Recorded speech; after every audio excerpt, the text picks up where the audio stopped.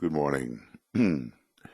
This is our 129th doggy meeting, Dissipation of Glamour initiative. There's so much going on in the news about wrong human relations between aspects of government. It's not so much right now what's going on in the church or other places that have to clean house. It seems to be the government in the United States and in the United Kingdom. And of course, these are two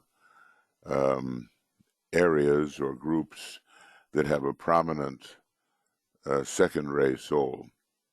So you have to think that the battle for democracy will be fought out where there is a strong second ray, because it is of the types of government that which is correlated with the second ray. You know, monarchy with the first, and socialism or communism with the third, and democracy with the second.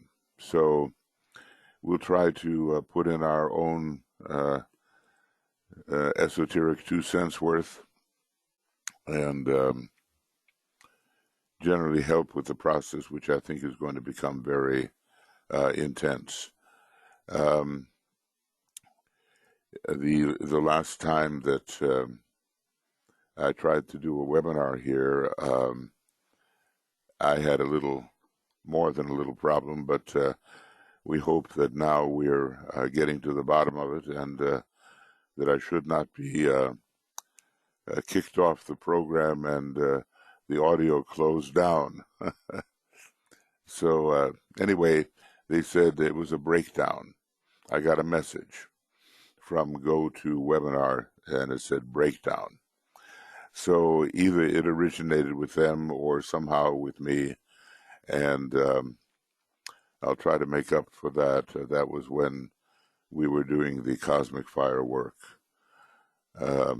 It's a huge book, you know, almost 1,300 pages, and all of the commentary has been done on that.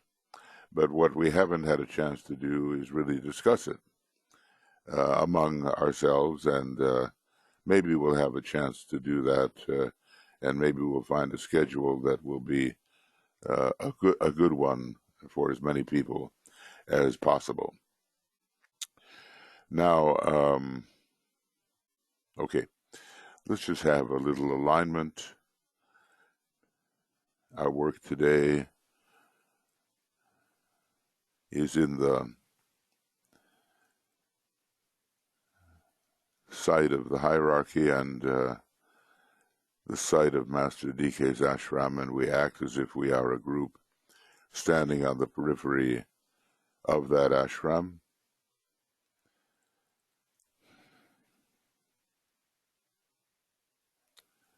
And willing to dedicate our creative imagination and our combined energies to help clarify the quite rather impenetrable situation on the astral plane. Of course, it is really Kama Manas that we have also to worry about. And those two factors, lower Manas and Kama, combine in such a way that it's hard to use one without the other. We need to learn how to use pure sentiency and pure mind without always having the other one interfere.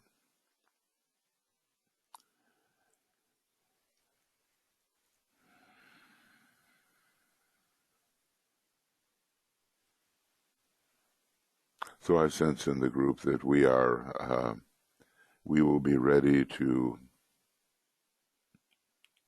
do some work at a time when work is needed.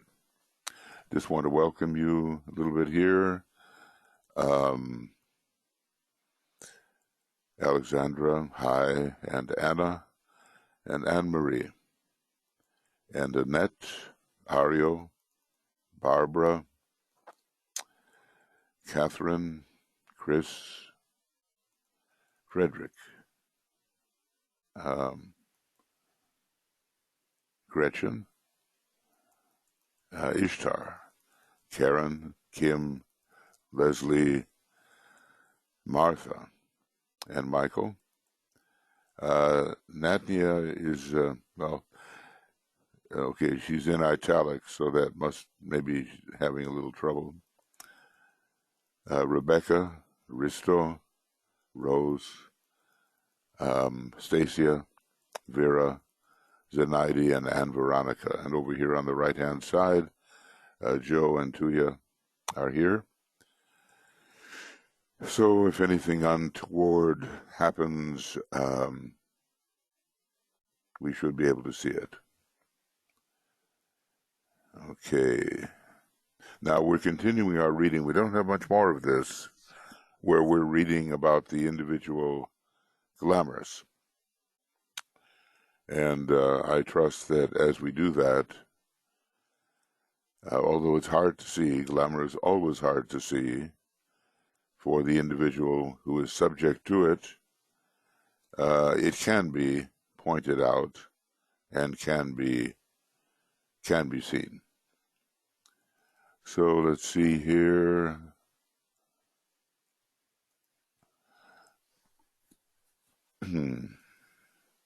Here's where we will go to, and we're just going to cover a very little bit. Actually, I really did not cover enough here. I can see that.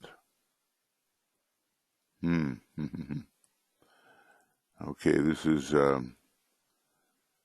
these are race 6 glamours. All right, I'm going to put them back in the proper font so we can discriminate one from another, and hopefully as well as read a little bit from Esoteric Psychology, Volume 2. And let's see if I have that over here. Leading to, here we go. And I'll put that in. Leading to this. All right.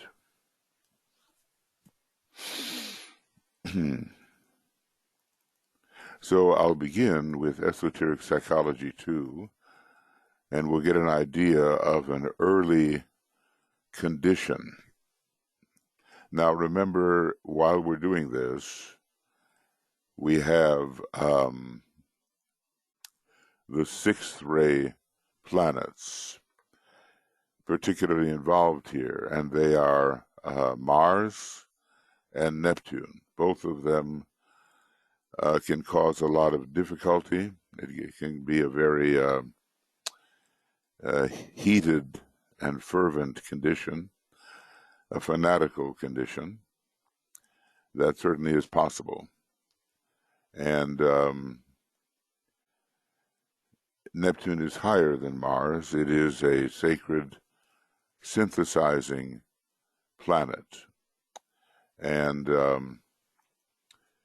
but it isn't always used that way. It can cause a lot of confusion and misguided effort and misguided idealism.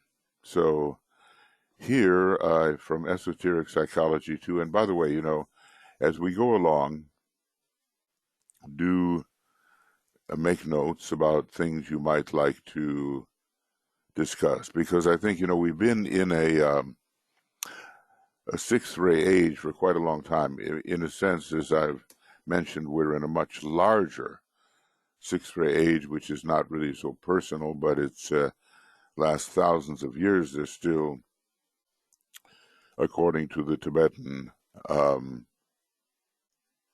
21,000 years to go in this 6th ray age. But we're talking about a smaller cycle, which I think began close to the time of the Christ, although the number 15 is very important when we come to the sixth ray. So, you know, a 1500-year cycle is also possible. And then by the year 1625, it began to fade out. If you want to be able to locate these things, go to Esoteric Psychology, page 26, volume 1, and what you'll see here is something about the rays. And it doesn't tell you when the sixth ray came in, but the idea of 150-year cycles for the parts of the larger cycle and for a 1500-year cycle is certainly possible. So if you subtract 1500 years from 1625 as it begins to pass out of incarnation, you get the early centuries AD. And of course, it's quite possible, you know, that the events that were so monumental taking place in the so-called Holy Land of that time, 2,000 years ago, still occurred on the during the transition period out of the age of Aries, because the Hebrew group was under Aries, and Rome was under Aries, and Leo too. So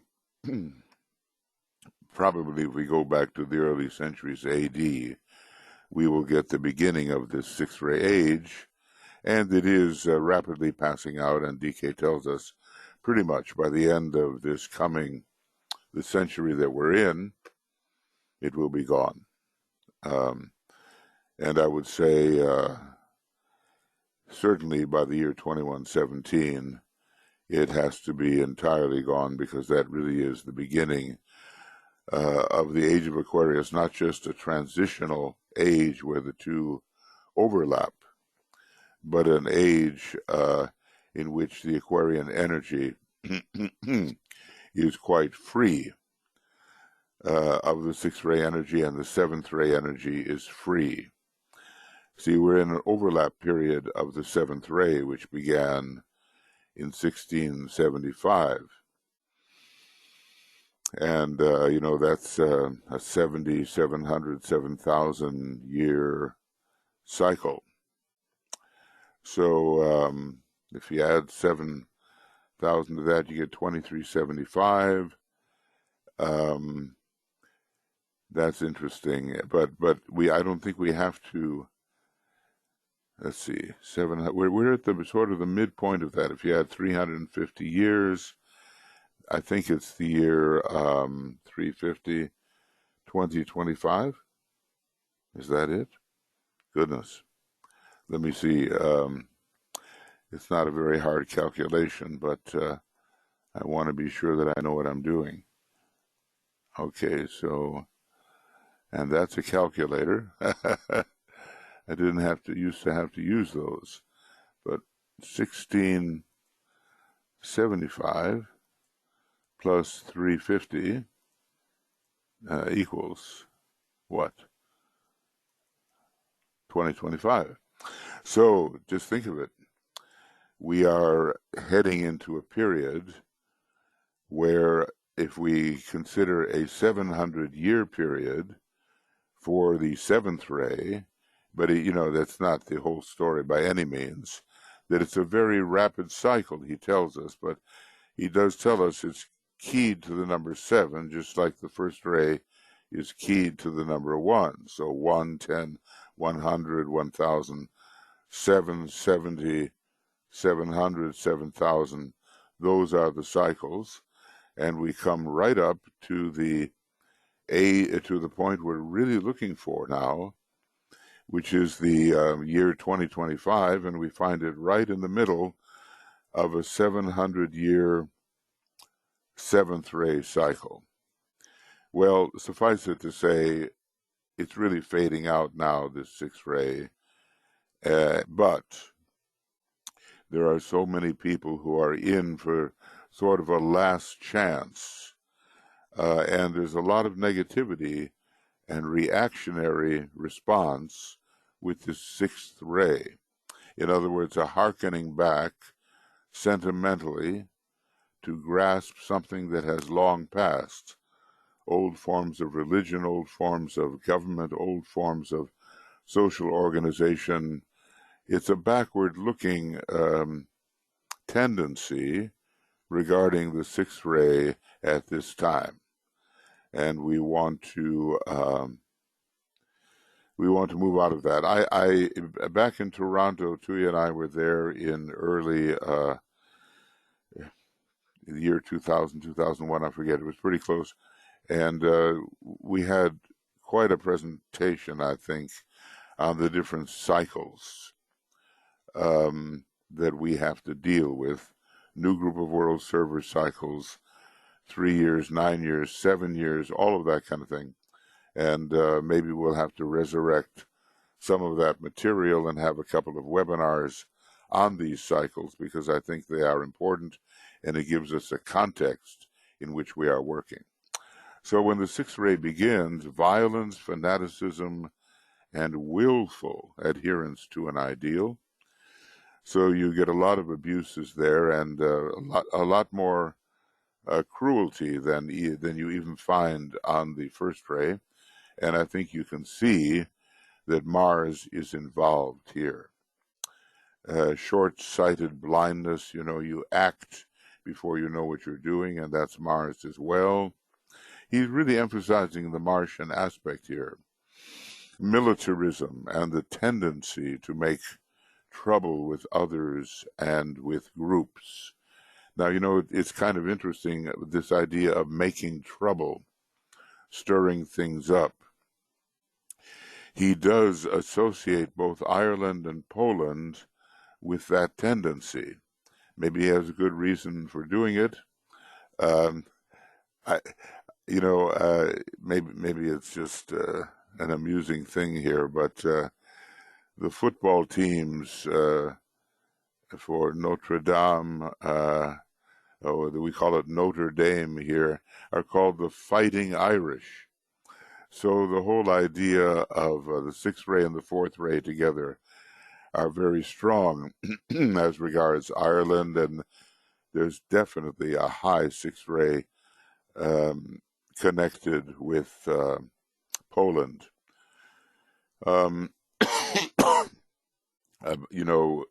This was, of course, a horrible thing, but basically when the Germans attacked Poland, what went out to meet those tanks was the Polish cavalry with lances and things like that, horses and riders. And I mean, that's got to be a kind of, maybe it's all they had, but a kind of idealism that just is not reality when you're meeting those advancing metal monsters, the tanks.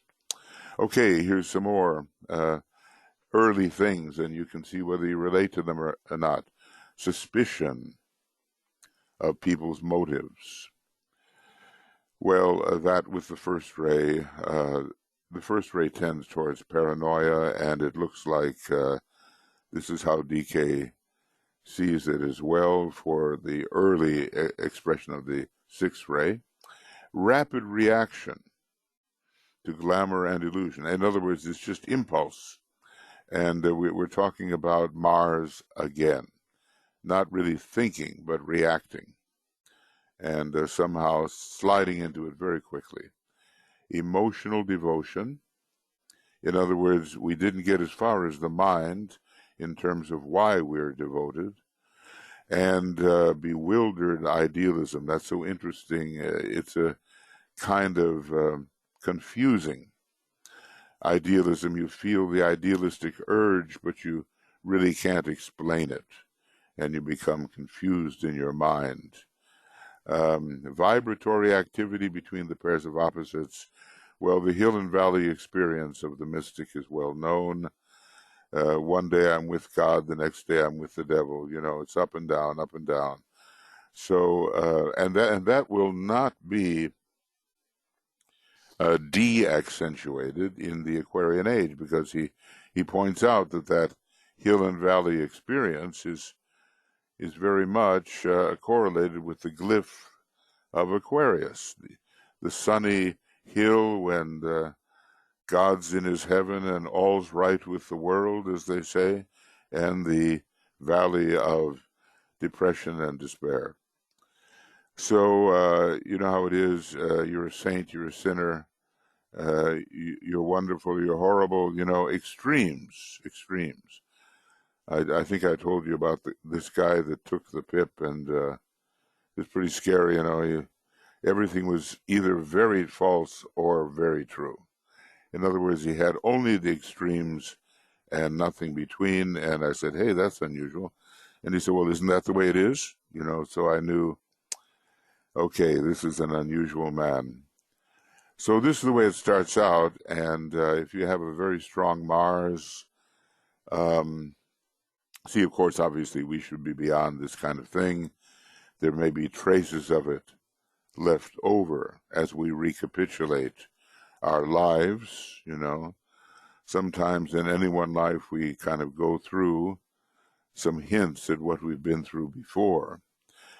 There may be periods of recapitulation, and also if the astrology, the moving astrology of progressions and directions and transits is like what went on before, then we'll re-experience those moments.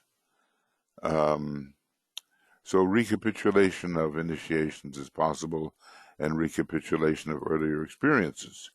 And here is another one last thing: intense capacity to be personal and to emphasize personality. So here there'd be a difficulty really seeing the soul, and if you're going to believe in someone, it has to be right there, you know, a human being or in the flesh, or, you know, you're not going to look behind.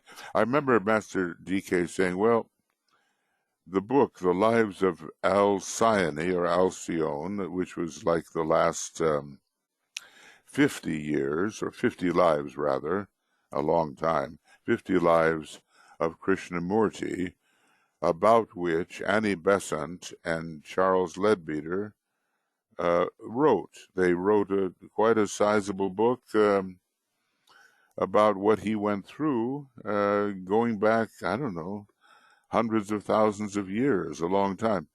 But the Tibetans' criticism of it was that it only focused on the personal aspect. Now, of course, both of those people had intense sixth ray.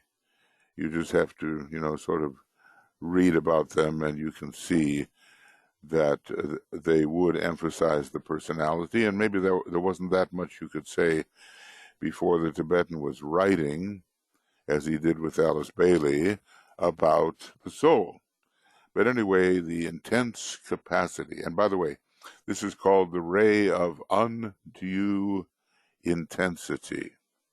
This is one of the names he gives for it, undue intensity, and that, you know, that's a Martian thing. But the dreaminess and the sort of escape from the world and the impracticality and not caring what's going on the physical plane and only longing for heaven and all of that, that's the Neptune part of the sixth ray.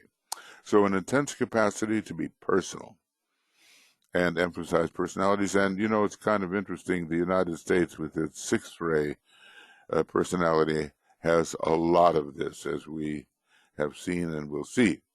Now, but it can lead to something good later. Directed, inclusive idealism instead of narrow idealism. Some of these rays that are not the rays of aspect, they're called rays of attribute, they are more narrow than the broader rays of aspect. So if you get the fifth and the sixth ray together, both reinforcing each other, you can have a very narrow zero in on some kind of ideal and exclude many other things which are important. So in this case, he begins to widen out, and I've discussed this, by the way. If you go to Makara, you'll see all of these pages. There are commentaries on them, and I think it's interesting how the old commentary discusses the improvement of these ray types after time.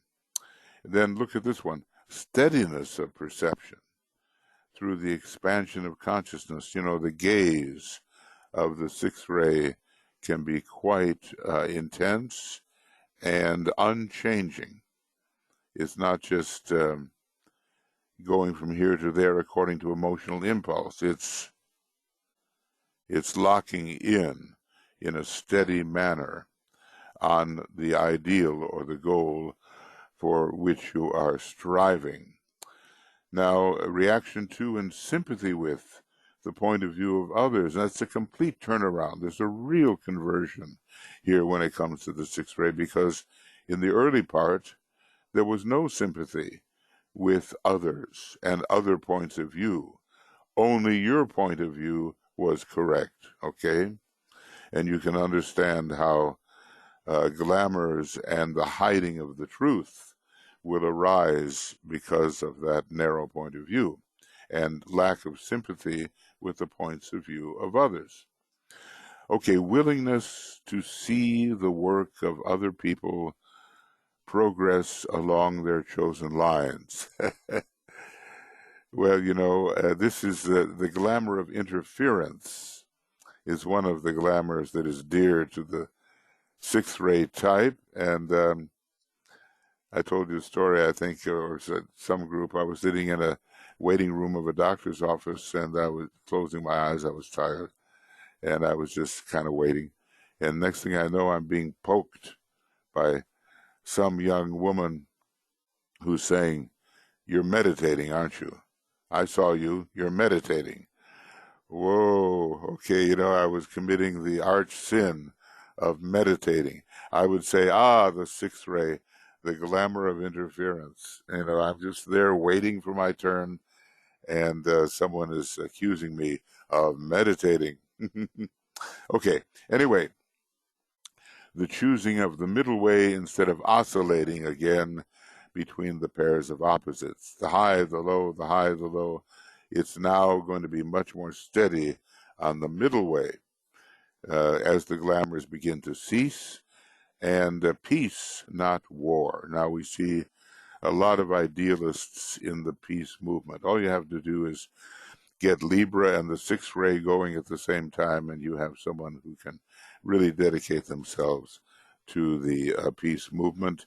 And since it's Mars, Mars is the god of war, but Neptune has much more to do with the love energy, since it is the second ray monad, and peace will supervene. And basically, the whole thing is widened out. There, the individual is on the playing field, open to all these different energies, where before the individual ran straight ahead in a narrow tunnel vision. But now it's the good of the whole and not the part. Okay, so before I get into this, this glamour, the glamours that actually DK lists, is there anybody that has a response to any of this? Do you notice that you've been there? Anything strike you as interesting? I can, true confessions here, but I have a lot of Mars in my chart, and I certainly was involved in the warlike nature, and a fighter, and that gradually subsided when I understood there were consequences to that kind of behavior, you know. So the Mars, as an Aries type with Mars ruling, I learned about peace and war. So that's one of those that worked for me, and I hope I've gotten rid of it somewhat. Any, let's see, I want to, there we are, leading to. Okay, anybody have anything you want to say about any of these? Anything strike you? You have a comment. From Vera? You have a comment? Okay. Okay, Kim? wait. Oh, Kim has a comment. Okay, and then I'll go to Vera, who has something that she wants to actually say. Oh, yes, relevant for me, the positive change happening, I think. Yes. Yeah, it's good to know where we've been and what we're recapitulating and how we have matured. Okay. So that's where the perspective comes in. And look, I'll tell you, in the Alice Bailey work, when I was looking at the rays of the let's just say what was the average ray of the individual, and what I discovered was the second ray soul, the sixth ray personality, the fourth ray mind, the sixth ray emotional body, and the seventh ray physical. That was the combination of rays that was so you see 2 sixth rays represented, and I think, you know, a lot of people had the sixth ray as they were working with the Tibetan, and then later they have the power to see their improvement. This one here is interesting. You know, you only see your own point of view. You know you're right. You know you're right, and everybody else is wrong. You know, I've been through that one too. You know, when I was younger, and I used to. Gosh, it's like True Confessions time. You know, I always thought the Christian point of view was so utterly stupid, and I was raised that way. So I used to like to get into arguments with people who were, you know, born again and all that. And I realized it's coming from my own sixth ray past. You know, I just changed my focus, but the whole sixth ray was still there. And then I learned better, you know, as time went on. Okay, let's take a look here at, you can go on, Vera. You had something you'd like to say. Yes. When you said the undue intensity, then I thought, yes, that's it. And I know that when something happens in my life, like recently, it's possible for me to say, just sleep on it. No, I have to take action. And also shooting from the hip. But I am aware about it. So I'm just, at least now I am channeling it into some sort of rational action to get some steam out of my system. Just imagine, here we are students of this material. We've studied it for years, and we're only now really seeing ourselves in greater truth than before. So what is the poor person to do who has no idea about what glamour is and what the rays are? You know, it's very hard to get yourself out of it.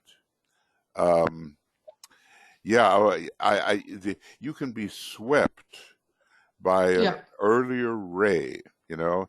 It's not necessarily that it is developmental in your life at the moment, but you're swept by it and you're carried away by it, you know, for a time until you come to your senses. Let's put it like that.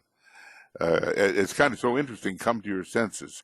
It's like a seventh ray cure for the sixth ray, you know, whatever it is, passion. And go ahead.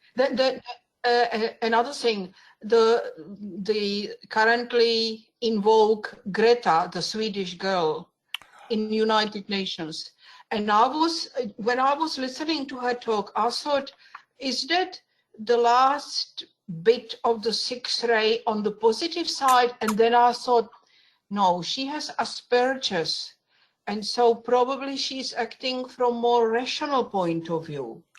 Yeah, But there is it's intensity. passionate. I heard her speak too, and it was just like riveting. So, what they say about the sixth ray is they make the great orators. Now, it's pretty obvious that Hitler had this in a negative sense. I think he was I've changed my mind since I wrote this book on the subject. I got him and Churchill a little bit confused. They both had ray 6 and ray 4. Hitler, I think, was a 6-ray personality, and with a 4th ray mind. He loved the idea of fanaticism, okay, and he demanded it of those closest to him. Now, with Churchill, the great orator, again, Sagittarius was his sign, bringing in the 6th ray. I think he was basically a 4th ray personality. He was an artist, just like Hitler. Very interesting. And later, Churchill was, in my view, he was an initiate. I mean, or at least in the later days, on the 1st ray. They were both on the 1st ray in their soul. And he wrote this, I forget what prize he received there. Is it the Pulitzer Prize or whatever? He wrote a 6-volume set called The History of the English-Speaking People. He was profoundly intelligent and at the same time passionate, and at the same time you wouldn't want to get in the way of his wit. So he had this scorpionic thing, Anyway, Churchill's chart is extremely interesting when you compare it to Hitler's, the 4th ray and the 6th ray, both of them operating on it. And the orator comes in on the 6th ray. And Greta Thunberg, she has, there was a lot of 6th ray, but it looks to me also like 1st ray is there, of course. She's coming out, and she's daring. It's almost so amusing, if it wasn't so sad. In a recent video clip in the United Nations, Donald Trump passes by her, not even aware, and her face totally darkens. It was very, very interesting. And then, of course, he attacks her. A little kid, he attacks her, in some kind of tweet. And then she uses his tweet in such a clever way, So she's stepping out on the world stage, and I don't know what it means that she has autism, or how it is seen. A lot of people have been very insulting to her, but when her impassioned speech at the United Nations, I was absolutely riveted. When I think, I mean, this is an initiate, this is, look, and in her chart, Sun in Capricorn and Moon in Capricorn. It's a new moon in Capricorn, and is it up there in the 10th house or something like that? We don't know the time of birth, but it looks like, when I study her jawline, it looks like Libra.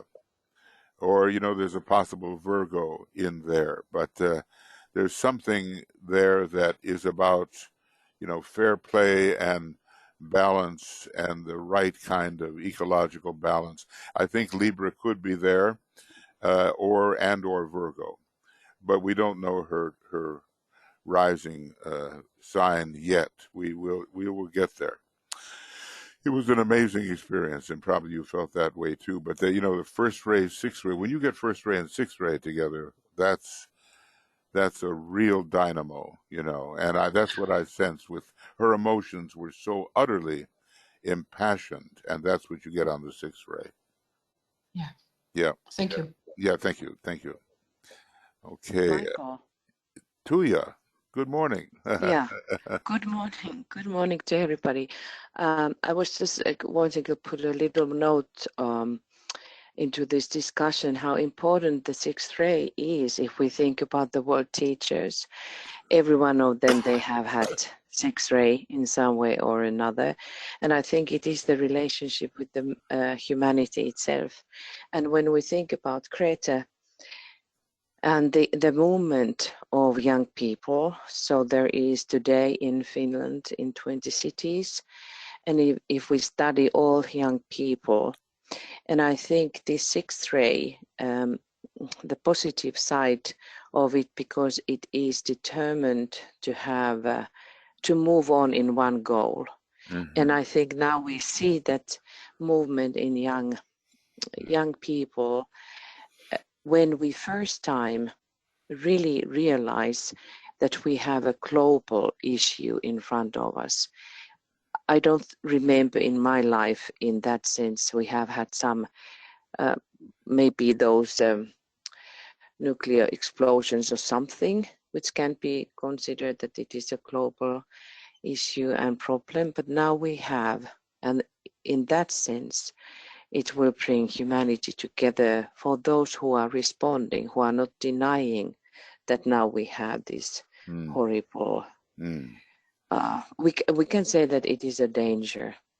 So many, when we think about sixth ray again, animals are dying, and humanity has in the other pole of the sixth ray great responsibility now to become like the shepherd, to guard the flocks in every level.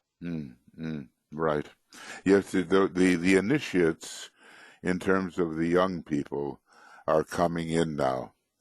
And I think you can see this demonstration that they have a vision.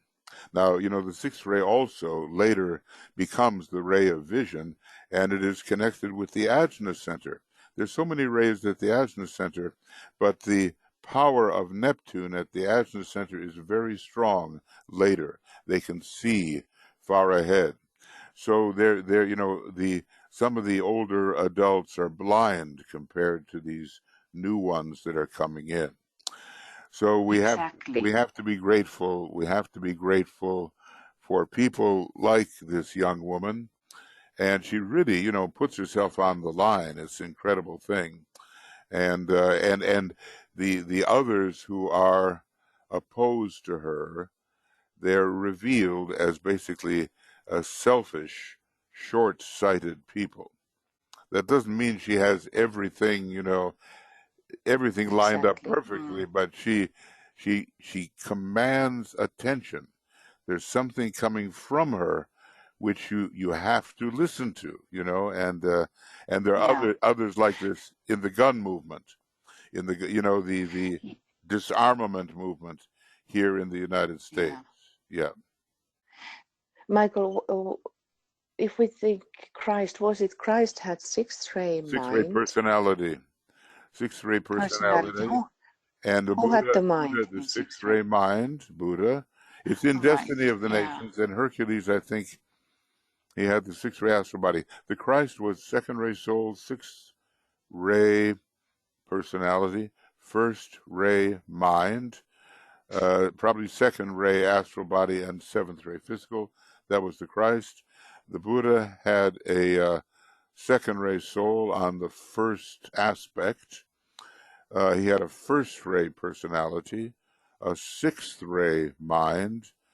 Again, it doesn't talk about his emotions, but you know, there's going to be something in order. I would say a seventh ray physical. You know, he was very particular and very observant. When it comes to Hercules, 4 million years ago, 5 million years ago, he had a first ray soul, a second ray personality, a fourth ray mind, and probably a sixth ray astral body. He was a teacher. He was not the strong man, but he taught about the soul and the victory of the soul. Because I was just really recognizing they were interviewing many of those here in Finland, those young leaders. They are only 15 years old as Greta. So they have to be some kind of group which has come into action, and their way of talking is very calm, very, very intelligent. And in that sense, when we think about all these communications and social media, that is a main stream of education for these young people to study scientifically, and they talk science as Greta talks about science, and these are scientific facts. And how young people are looking as it should be looked. What are the practical terms now? What has been done? And it is just fantastic to see this union which is coming over the borders among young people in all countries. Yeah, that is. And I think we have to study that and support all of this movement. We have to realize that as the age of Aquarius starts to come in, it's a major fifth ray age coming through the sign itself. And whereas Leo right now is the major fifth ray sign, Aquarius is soon to be the major fifth ray sign. And so many problems will be attacked scientifically. Now, the kind of passion she showed, that was a different thing. You know, the mind is one thing there, and the passion was on the sixth ray. It was just... Yeah, I think, yeah, if we think about that how it was told that Jesus was crying. So there's something, what I was relating to that when one sees the danger, when one sees this possibility that so many species will die, that the future will be in the way that nobody knows at the moment, like in horror science movies. That is a possibility. And DK talked about this time that hierarchy has been waiting this. It's like for some ways, like it was in Atlantean times, humanity is standing on the edge of decision.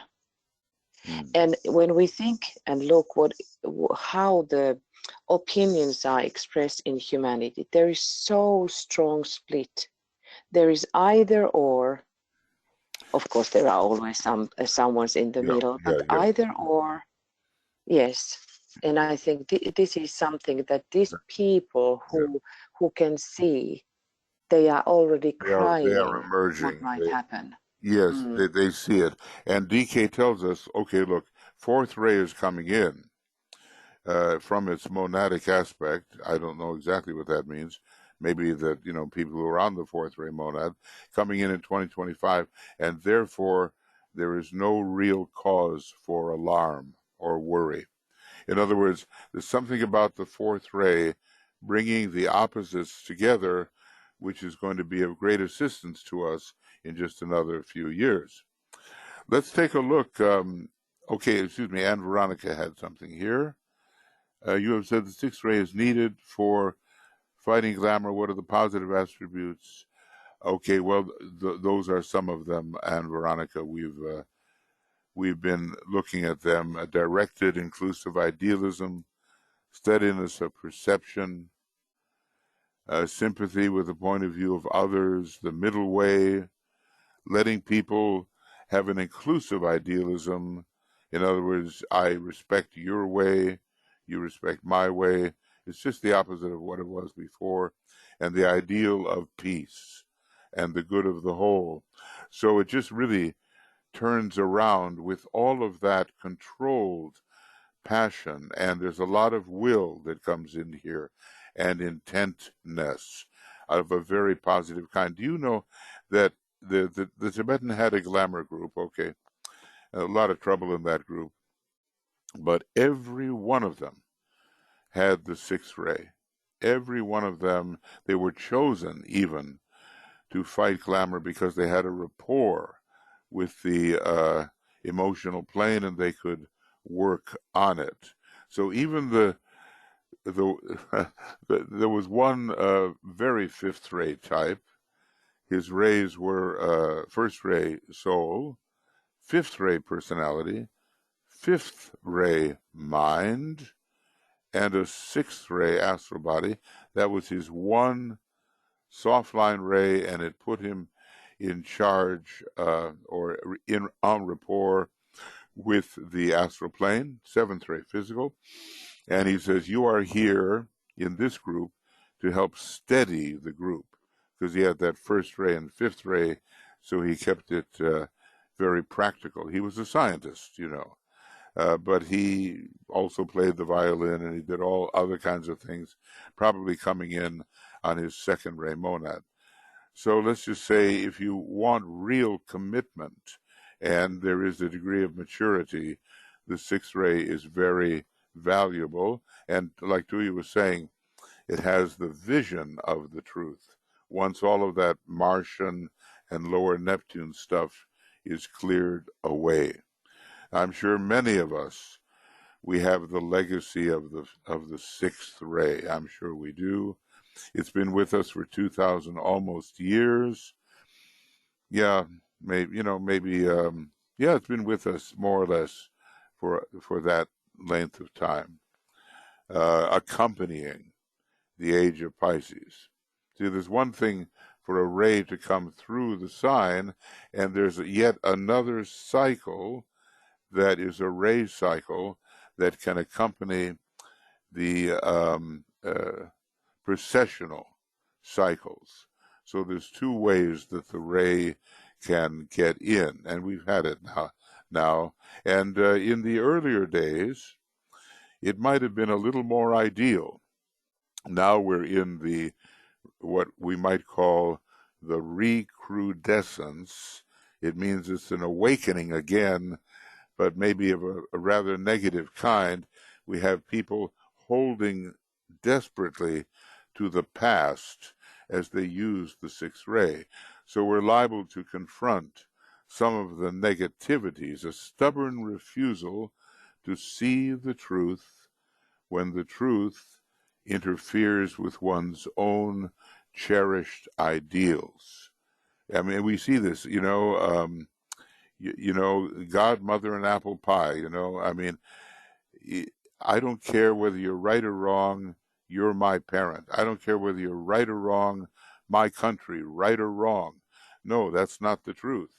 And that is the sixth ray tenacity, holding on to something that it cherishes. And we have to fight our way through that, and we're fighting our way through that right now. In our country, I mean, I'm saying, speaking as a citizen of the United States, the Republican Party is presently under that sixth ray expression and represents Mars and the color red and the holding on to the past. The Democrats imperfectly are going into the blue of Jupiter and the second ray. And, you know, as I say, it's imperfect, but at least it's in the right direction. Okay, now let's look at the glamours. As he, and we'll see that we have actually dealt with some of them right now. So we'll read through them at first. Yeah, here it is. The glamour of devotion, you know, that's it. You know, I don't really evaluate who you are. I'm just devoted to you. And it's irrational in so many cases. But there is a higher form of devotion, and the soul has devotion, and the monad has devotion. The monad is a lord of ceaseless, persevering devotion. That's how it's put. So devotion can be a very good thing. And when you're trying to solve glamour, devotion is useful. You know, go to your Rays and Initiations book, turn to page 340, and you'll see that devotion is what helps a person emerge from the glamour of dedication. The glamour of adherence to forms and persons. You know, these are my cherished people. These are my cherished things. Now, usually, this ray later becomes the ray of abstract idealism. So you hate the form, you know. Matter of fact, you know what I think I'll do? yeah, I'm going to do it right now. I'm going to turn to this page. Let's see what happens. And that's the second ray. The names can be very, very good, and beautiful names for the. See, you got to read this. You got to read this. The sixth purpose. There's a whole study here. We don't have time for it at this moment, but take a look at the names, which are largely Martian. The negator of desire, the one who sees the right and everybody else is wrong, right? The visioner of reality. This is what Tuya was emphasizing. The divine robber. It finally takes away your attachments. The devotee of life in the abstract. This is a problem that has made the organization on the physical plane such a mess during the last 2,000 years. The hater of forms. You won't find the seventh ray saying that. The warrior on the march, crushing and killing everything that's in its way. The sword bearer of the logos. When something has to be cut down and attacked, the logos assigns the sixth ray. The upholder of the truth, and you'll die for that truth if it is the real truth. You know, many people have been martyrs because they've been upholding the truth. And this shows the karma, the crucifier, and the crucified. It is, Master Jesus, he was a pretty heavy general in the Hebrew army back as Joshua. And not too many survived his attacks. So, and the story goes that he was, even as a carpenter, a maker of crosses for the purpose of crucifixion, and the Romans would buy the crosses from him. Whether that's true or just a story, I cannot say. But if you are a crucifier, you end up crucified. That's for sure. The breaker of stones, that's interesting. We should, really take some time on this. It has to do with concrete things that are shattered because one is the hater of forms. Then take a look at this one. It's so Martian. The imperishable flaming one. And, it fits with the sword bearer of the logos, the flaming sword, the incandescent one, This kind of being is a flame with idealism, regardless of what's going on the physical plane. The one whom naught can turn. They go so straight. As a matter of fact, it's said to this type, don't go so straight, because you're just running to the outer circle of life. Run not so straight. The implacable ruler. You cannot make peace with this person when they see an ideal or the rightness. They're not someone to be soothed and just placated until they return to a quiet condition. And here is Joshua, here is Master Jesus, the general on the perfect way. And then the one who leads the 12, the commander of the army. And when DK describes who Jesus was, he says he's a general, and the meek and lowly and sweet and kindly Jesus has nothing to do with who he really is. Just read that in Initiation, Human and Solar, where it talks about Jesus. He is the general. Okay, as a matter of fact, I don't know, can I or should I? But I will. You can go anywhere with this and just stay in the books a long time. And there's 6 references here. And I know what I'll do. I'll do this. There's only one reference. The Master Jesus. And where is this?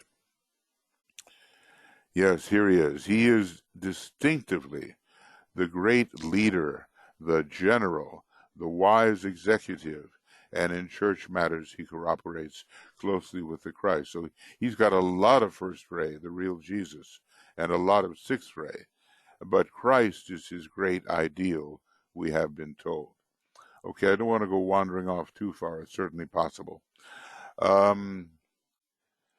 So the glamour of idealism. So you're not a realist, and you only see what is ideal to you.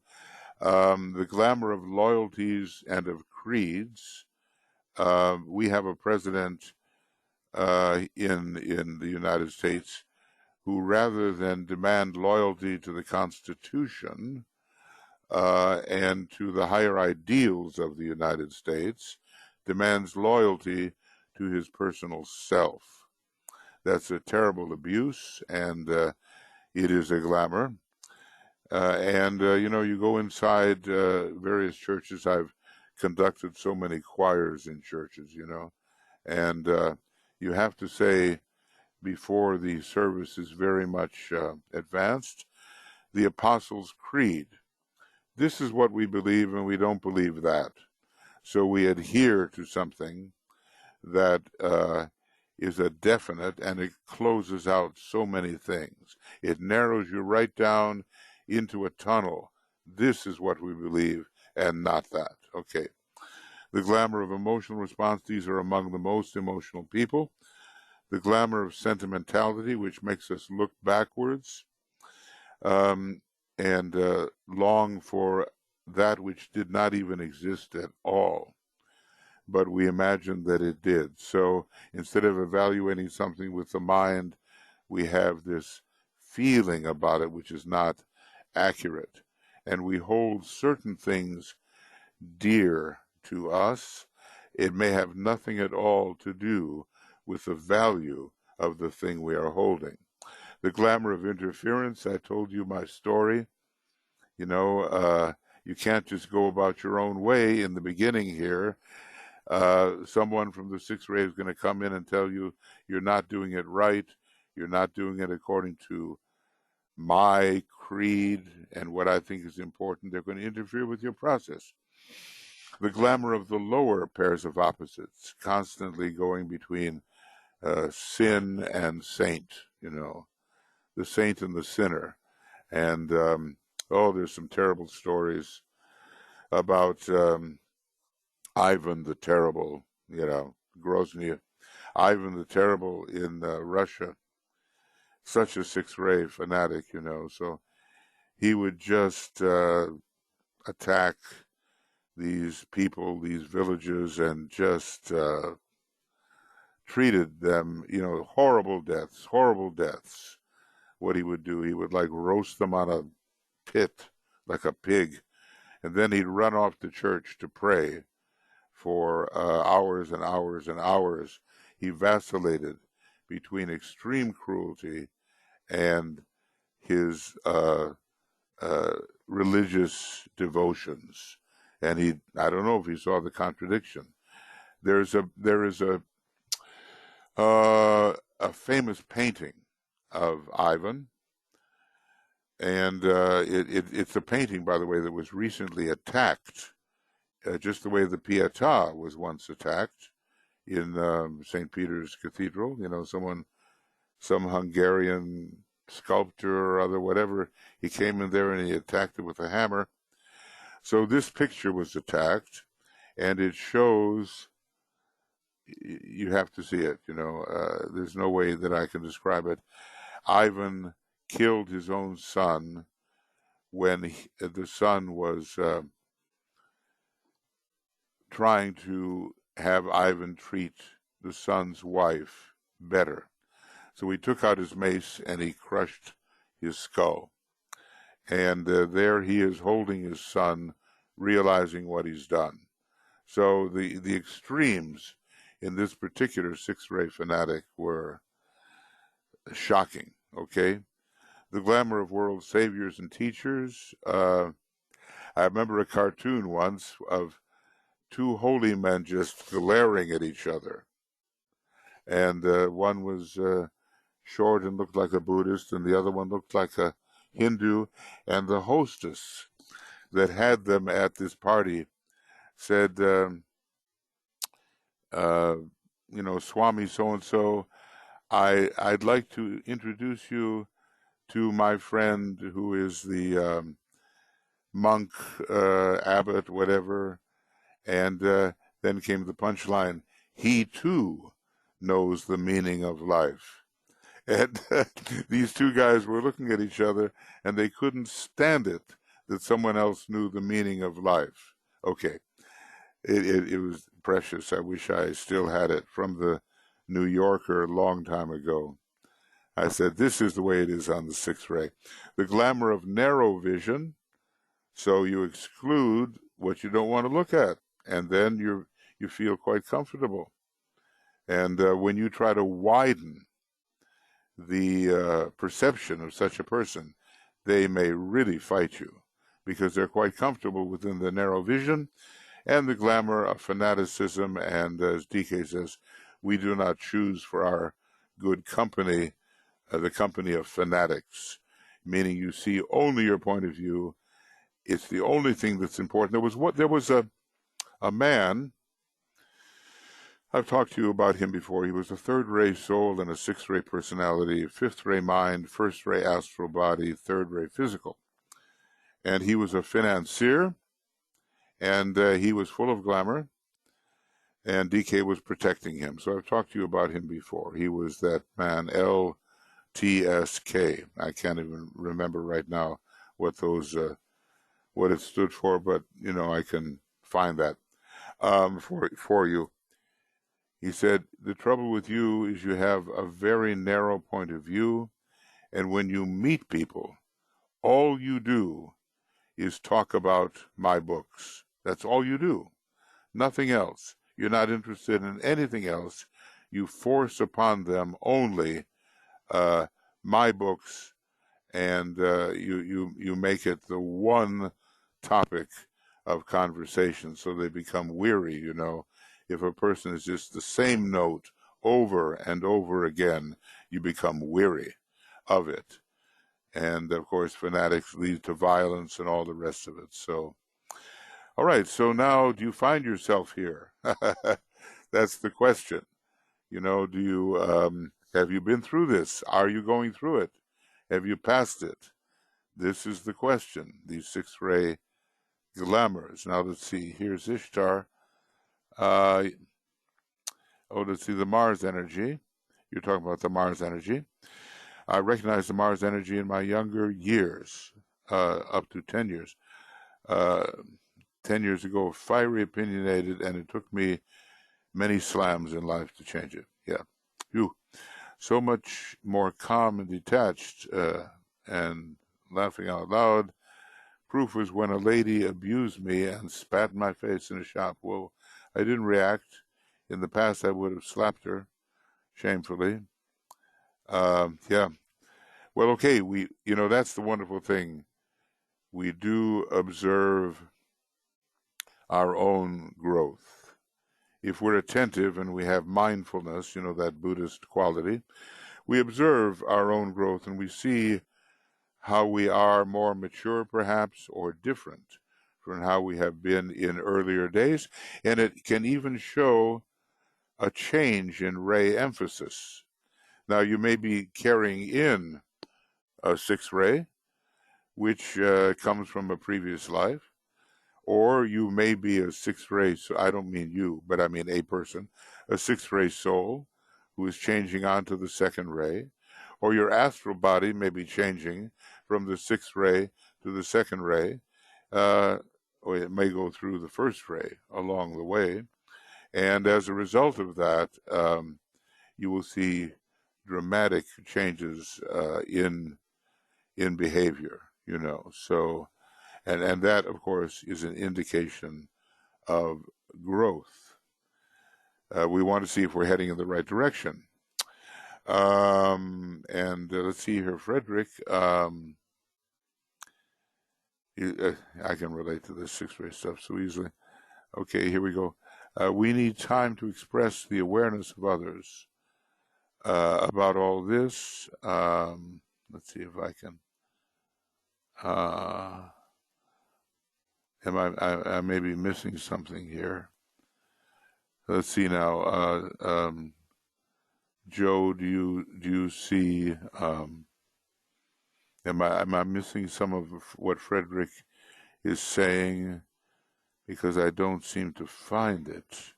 No, it didn't. It wasn't a completed comment. He must have gotten cut off there.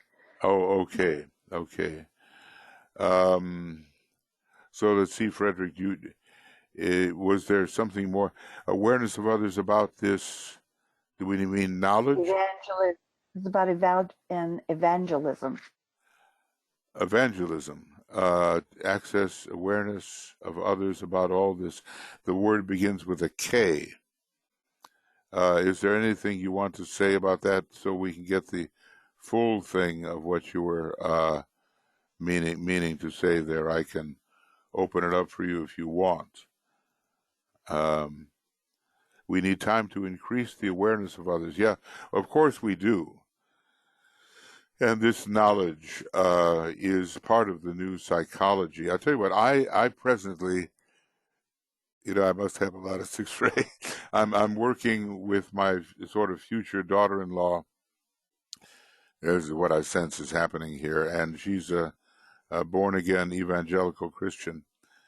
And however, it seems that our topic is St. Paul. Now, and of course, St. Paul is very interesting because of the different rays and the Master Hilarion and the previous Iamblichus. I think he was the Neoplatonist Iamblichus. And we seem to have something that we can talk about there. And I just the other day, I sent her this little 10-page thing in Esoteric Psychology 1, right around page 200, about the rays. So I'm waiting to hear back because he's just on the cusp of being able to be open to some of these wider things. And it does take time because many people have been schooled so persistently from the time they could even talk or understand words that it is their life. And what's in the Bible is, as they say, it's gospel, And the same if we went over into the Quran or any, especially those two religions. I think with Buddhism, it's a different thing. It's more on the third ray monad, and it's more a thinking kind of religion, but there's a lot of intensity in the Abrahamic religions, Judaism, Islam, and Christianity. They're all coming, they have a very strong Mars. Now, what D.K. or Blavatsky tells us is that Jehovah is a lunar god with a powerful Mars. So it's not by accident that he is mentioned in the Hebrew tradition. It's a lunar tendency, and there's much Mars in it, and he's a warring deity to which the people ascribe. And it hasn't much changed because the war nature, it's not Baha'i, and it's not the Sufi. That's different. But the warring nature of the Crusades, Christianity, and Islam in its conquering mode, that's very much Mars. So Jehovah has not gone away, really. Jehovah has been with those Abrahamic religions. And Abraham, he is said to be part of the ancient Jewish heritage, and he says, Blavatsky, he left India around 8000 BC, and he led his followers or wherever away from India, and he was not a Brahmin. He was Braham. Is the privative. It means you're not. You take away from it. So that's when all of that seemed to begin in force. And as DK said, a very, very strong first ray cycle was afflicting the Hebrew tribes then, and they did a lot of bad things, the karma of which we are now experiencing. So time is needed, and I think when we see the opportunity to help people have just a little inkling into it, we should take it. I told you the story about Mary Bailey. Anybody that came to the door, in this case, I was in her apartment looking at Masonic books, and I said, hey, what's happening here? You're talking esotericism here to this man. And, it was the delivery man or the mailman or whatever. He says, always drop an esoteric seed, she said, So I learned something there, and about her willingness always to be alert to the opportunity to plant a seed of the great teaching of the ageless wisdom in the mind of anybody. So that was a moment. Okay, Frederick, is there anything else there that it's the word K is cut off. I'm just assuming maybe it's knowledge. I don't know. But if you want to say something, you're certainly welcome. It is knowledge. Maybe you could, Frederick, if you could put a little bit more in the question box, we could read it if you don't have your mic available. Would you take a look? Michael M. had a comment about Mars and Neptune. Okay. And somewhere Frederick wrote the word knowledge too. Is that correct? Yes. Okay. And evangelism. Okay. Why don't I see it? I'm having trouble. I don't know. Michael M.'s comment is Mars and Neptune, Aries and Pisces, yes, on either side of the zero, the archetype of the rising sign. That's interesting, isn't it? I definitely had or still have the sixth ray in the past life. I was very afraid of it because when devotion came in, it's as if my logic went to the side. And now I'm thinking it over and not so afraid of it. I can see its positive sides. Reading Scorpio and okay, so many pages on the sixth ray and Mars, right? Exactly. In the book Esoteric Astrology, it's a warrior ray and needed in the lessons on Scorpio, needed in Aries and Sagittarius too, which are also ruled by. Oh, wait a second, that's Aunt Veronica. I seem to segue from Michael to Aunt Veronica. So excuse me. Look, Mars and Neptune together, suppose they are well balanced. I mean, it's not that it has to be fanatic. It can be someone who really sacrifices a great deal for the ideal. I'm thinking about someone who would be taking the fourth initiation and how Mars and Neptune could be used if it's properly balanced by, let us say, Saturn. You have to look at the aspects of the planets when they're all by themselves or in some kind of inflammatory position, then the people might go too far. But on the other hand, a very high degree of selflessness can arise when they're used by the higher type. Put those two planets together, and also the traveling of the energy from the solar plexus lower point to the solar plexus higher point that he talks about in Discipleship Volume 2. And then eventually it reaches the heart because Neptune has a lot to do with the heart energy as well through its powerful second ray. But you would have to be a very advanced type to work with Neptune on the second ray. It is the monadic ray, so when your own monad is coming in and when Neptune is very, very strong in your chart, then you can do it. There's a lot of necessity of judging where a person stands when you're judging how they may tend to use certain of these aspects.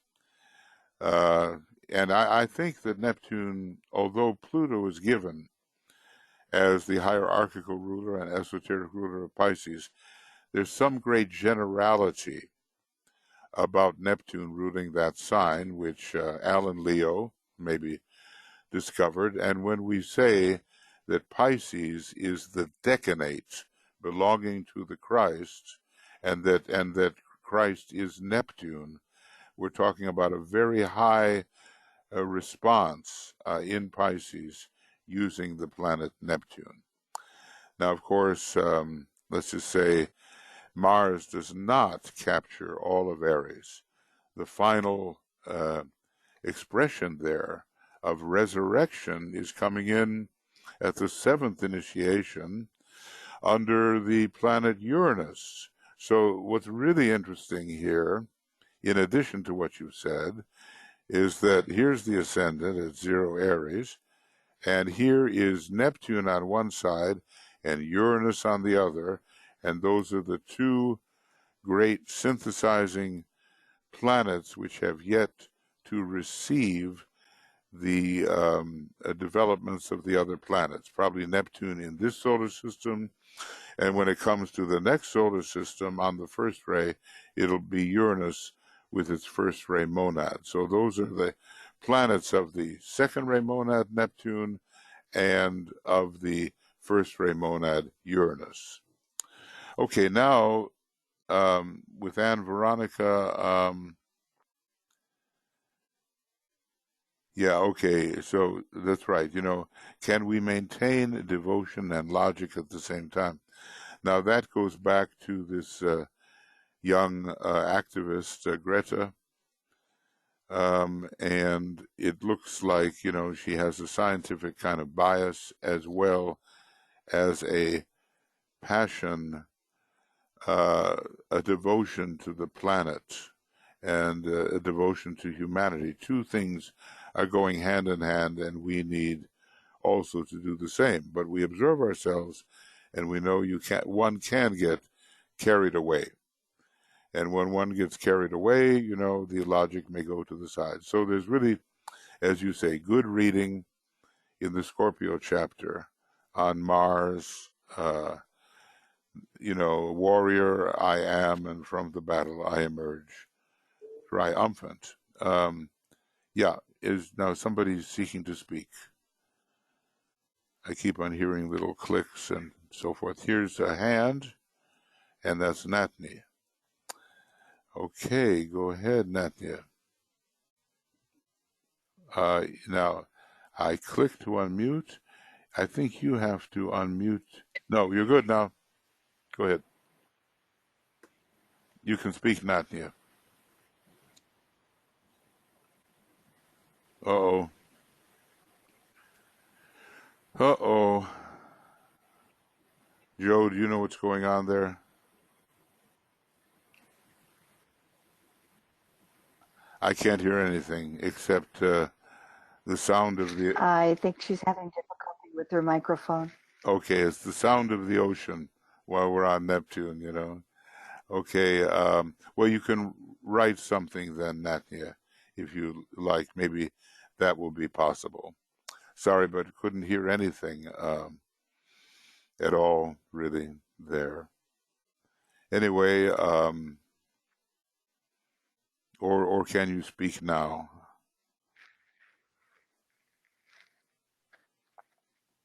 Natnia, can you speak? Maybe not. Why don't you take Chris's? Yeah. She's. I will. Yeah. Chris. Chris's comment, and your audio is going in and out a little bit for me too, occasionally. Okay. Let's see how strong is my audio. It's on 68, and that should be with my voice. I shouldn't have it any more, I don't think. Let's see. Here, it looks like I'm more than halfway. So, okay, that it is what it is, I guess, what it is. Now, let's look at Chris. And hearing of the flaming one with the sword, the Archangel Michael, and how do the rays work with the Oh boy, that's a really big question, you know, because it all depends. How do they work with the angelic and Deva kingdom?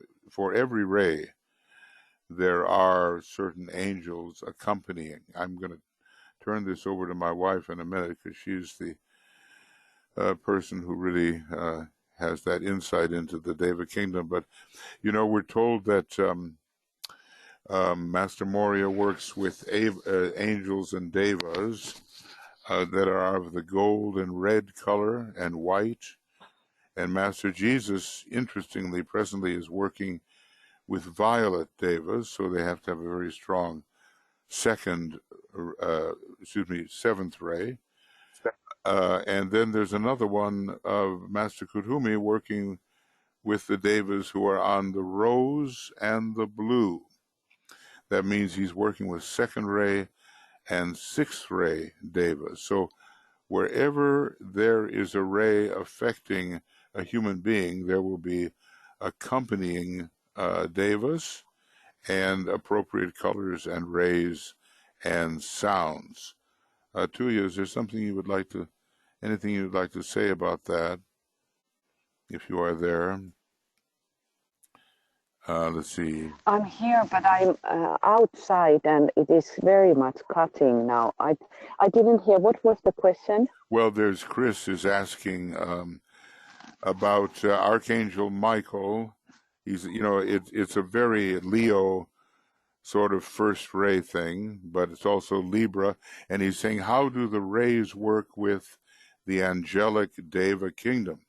And since there are 140 billion of those conscious angels in our solar system, it's a much vaster subject than even asking how they work with the human being. But let's just say there are rays on for the devas on every ray, and they work with the masters and under the direction of the Raja Deva lords, who themselves have certain rays. So there are monads here involved, and monads have rays, the devas have rays, and work accordingly. I know you're outside now, so I'm not sure you can. Yeah, there was just car coming. So a little bit what I would like to add maybe is about those devas who are working with the Master Jesus, and also they have connection with Master Kuthumi in that sense that how they are working in churches. Oh, yeah. And I think this sixth ray, in that sense, that the high aspiration is produced and strengthened. And there is also, when we think about Archangel Michael, is so huge concept that sometimes we maybe should open these things, because in human understanding there are archangels which are near humanity, but then when we compare Blavatsky, she's putting their relationship with the planetary energies. And in that sense, she is talking about Saturn in relationship to Archangel Michael. Yes. So it's not only related to Leo, or maybe in that sense that the Leo Saturn is opening the way to Shambhala. So, but in relationship with humanity, these beings who we call angels, they establish the law, the word of God, in that sense, how it is manifesting. So all of the devas, whatever ray line they will be, their presence, when they are those who are working under the masters or are related to the humanity and how to raise humanity to a higher level, they always in some ways or another bring the law. And I think that is very important for us to remember, that their presence seems to be about that they bring that law under what way they are. I want to ask you something now. In 2 days we have Archangel Michael Day, the 29th of, is that correct? The 29th, yes. I don't know. 29th on Sunday. Are you planning anything? Yes, we have to have. Yes, I am planning. And this is the week of angels. So it is an old tradition. And what we have told many times, the problem for us is that the knowledge what churches have, they have never released really to the public. And that's sad thing, because so many practical things what we could use in our ceremonial work and in our meditation work is that we are lacking all those very important things about the angels who are active. And of course it is in Kapala and those traditions, but still for us it is a big black hole.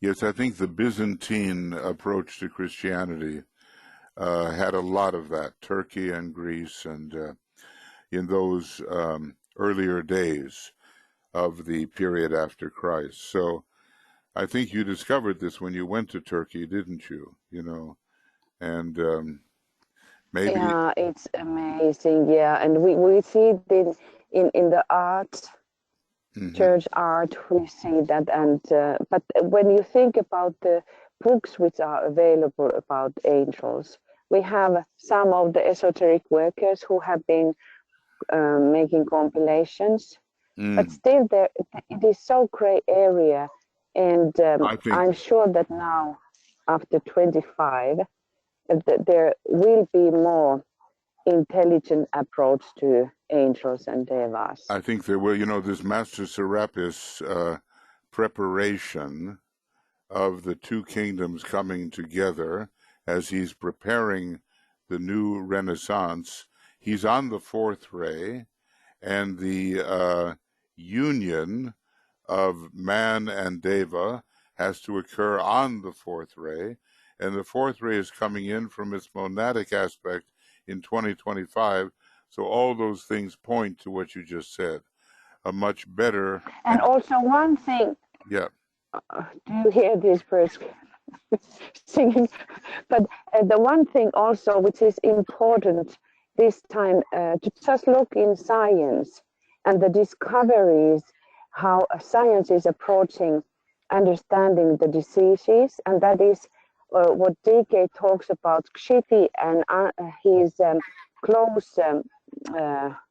close masters, Deva masters, are working with our masters in order to help humanity now, because the body is going to be, and all our vehicles is going to be the important things in order to really bring down the energies, the divine and higher spiritual energies. And that's why we have to understand how the vehicles are working and how the body is functioning.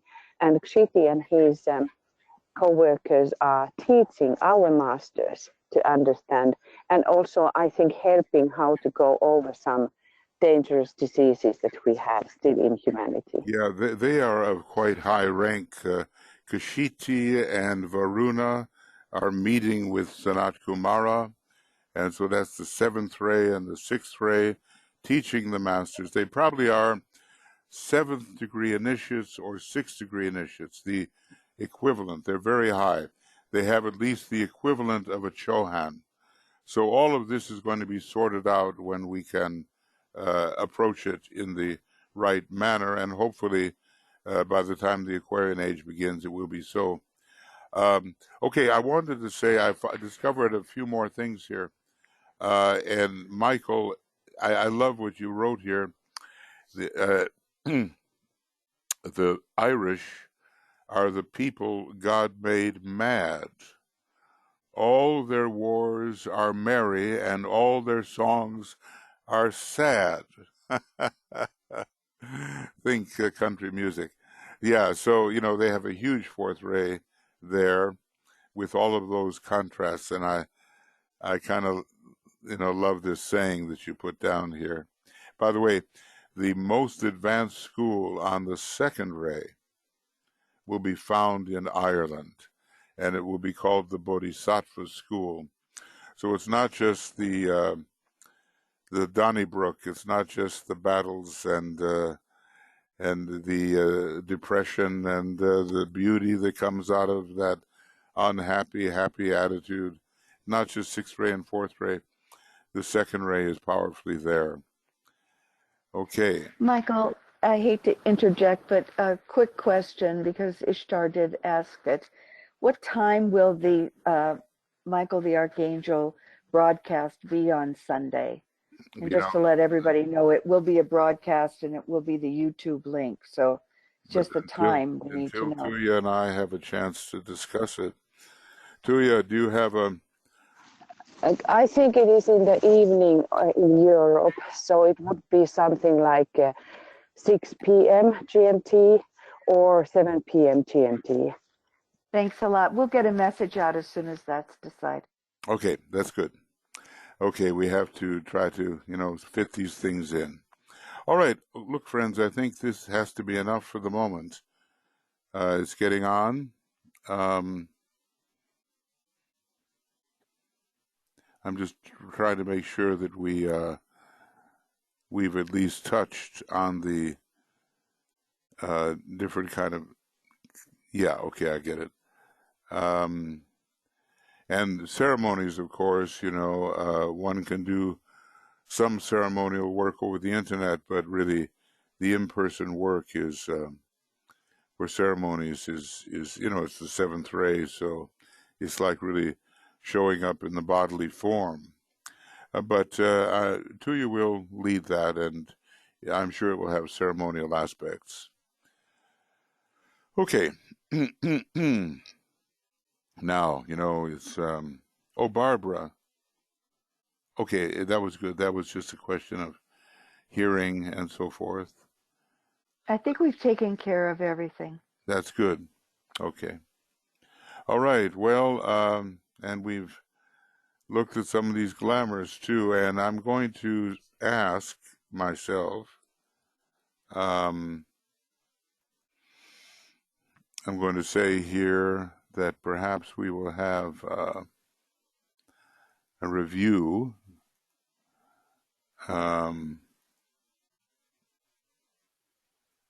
Excuse me. Okay, so perhaps a review of the sixth ray glamours next time. See if you have noticed any of these things in your nature, or whether you've totally outgrown them, or whether, as DK says, now and then you are swept by them, which means that it's like a current, a wave that comes out of the past and and does something with you for a little while and then subsides. It's not really about this life at all.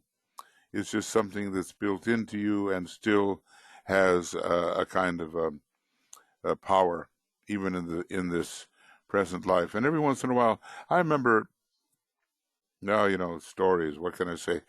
I seem to have something in my past about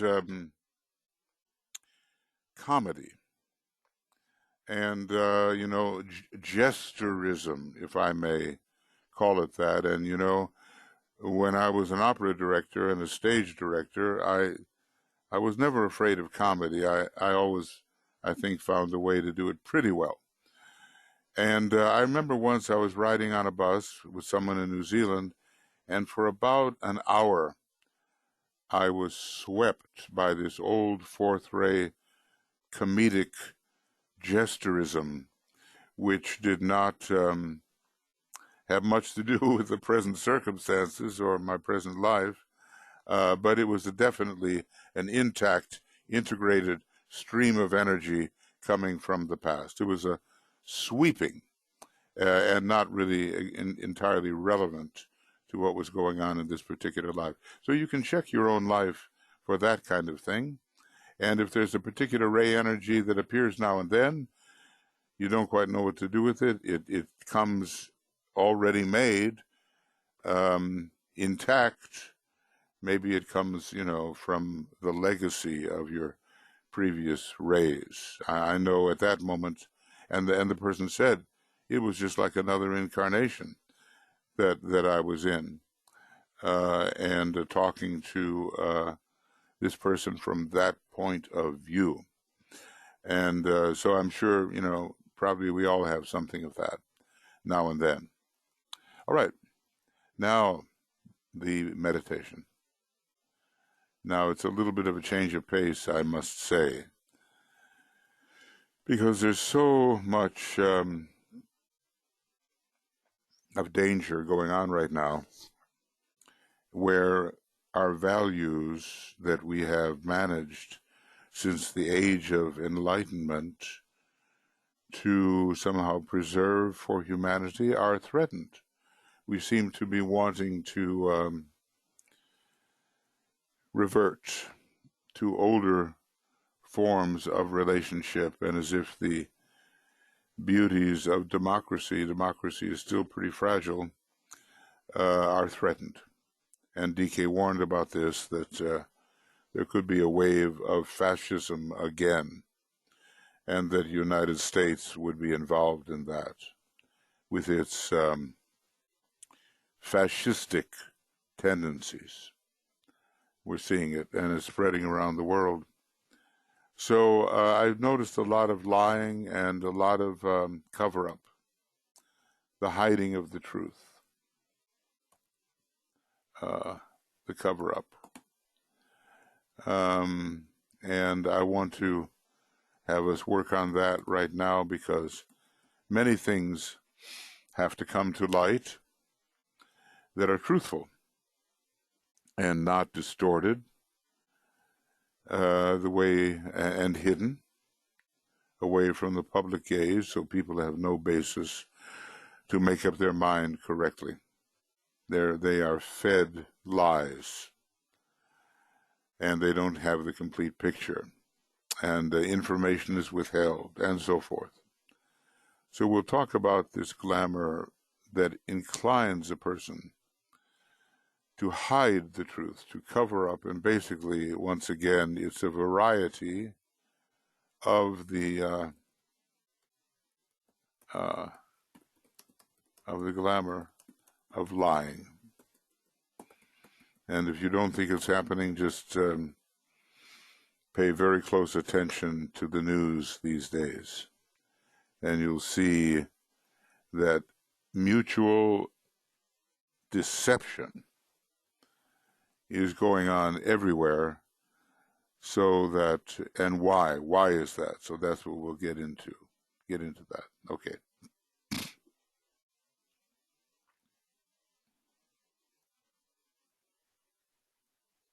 Okay. So let's just at first have some quiet.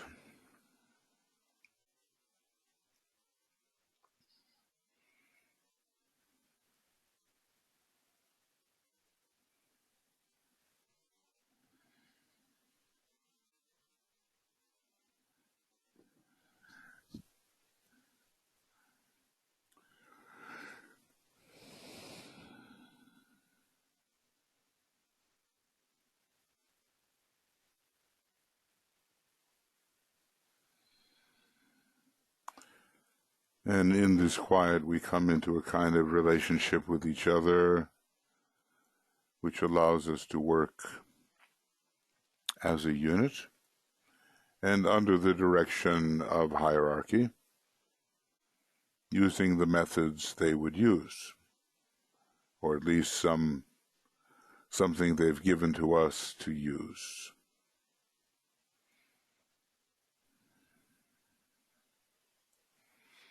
Now, we're going to use the protective formula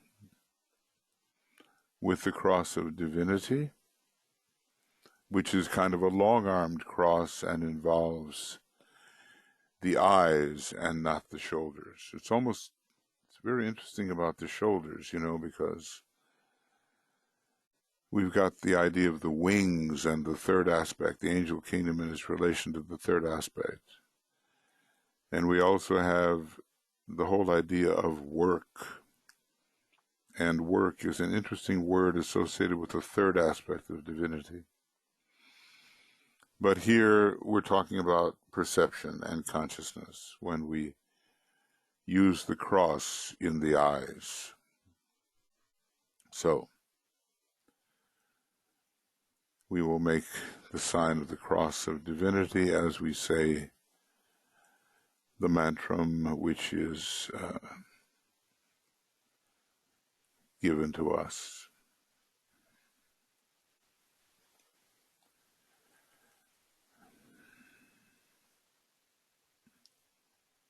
As a soul, I work in light, and darkness cannot touch me. I take my stand within the light. I work, and from that point, I never move.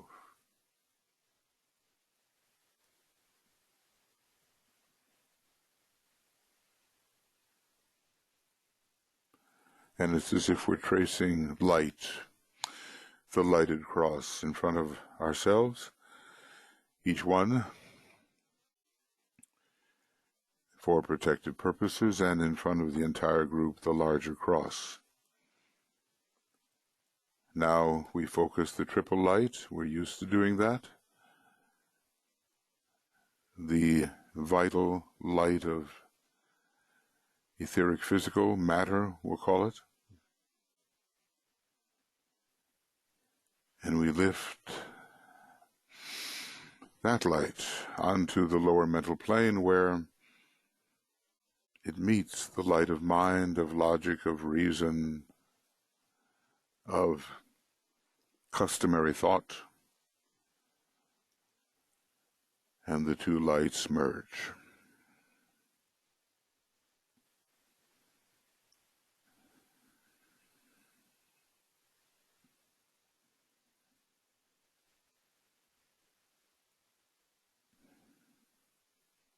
And now we become aware through the creative imagination of the light of the soul above the head,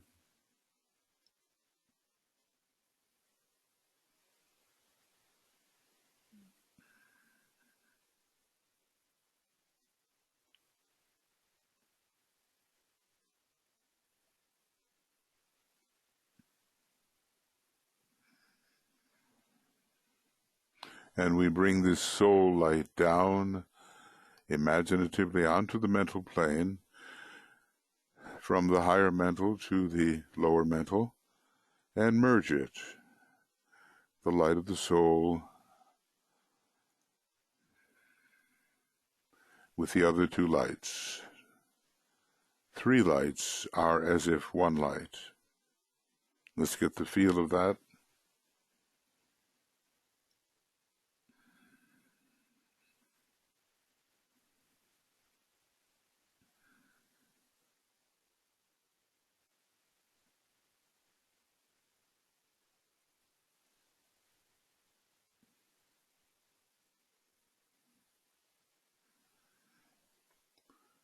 And as this triple light is merged into one light, bright, it is, and we say together, the light is one, and in that light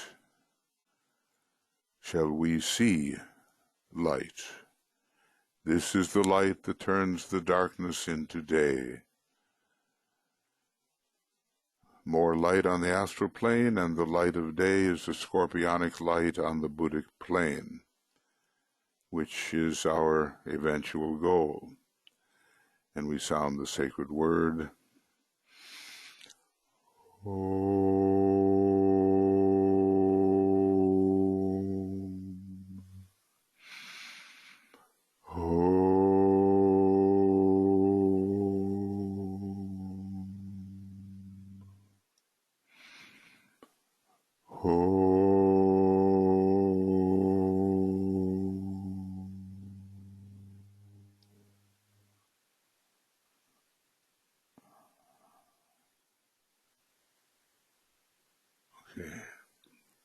Now the formula follows. And we visualize this and what we're doing, our stance, as it were, as we work from the world of meaning to the subtle vehicle, the astral vehicle.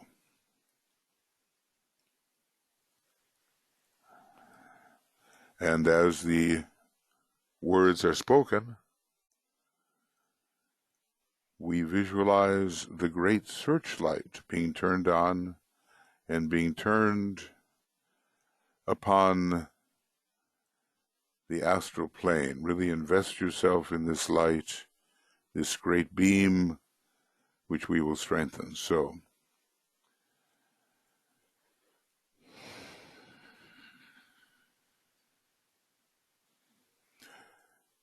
radiance are we and power.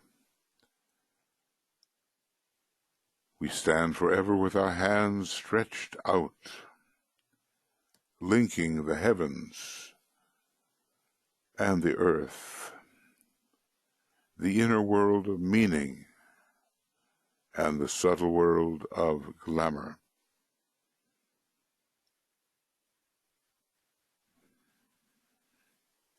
We reach into the light and bring it down to meet the need. We reach into the silent place and bring from thence the gift of understanding.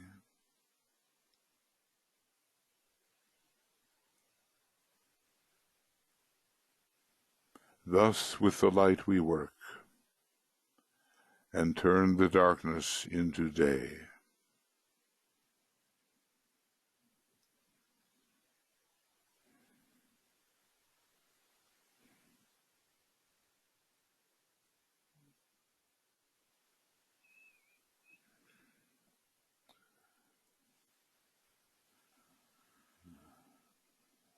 So we have our beam.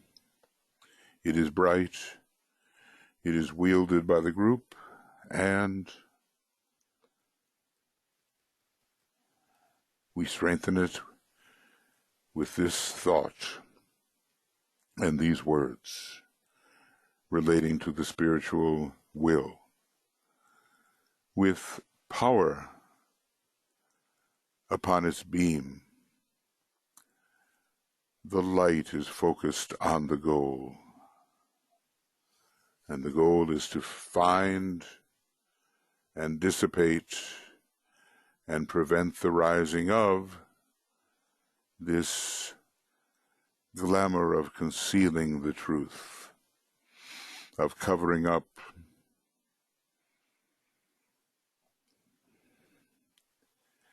this glamour of hiding the light of truth.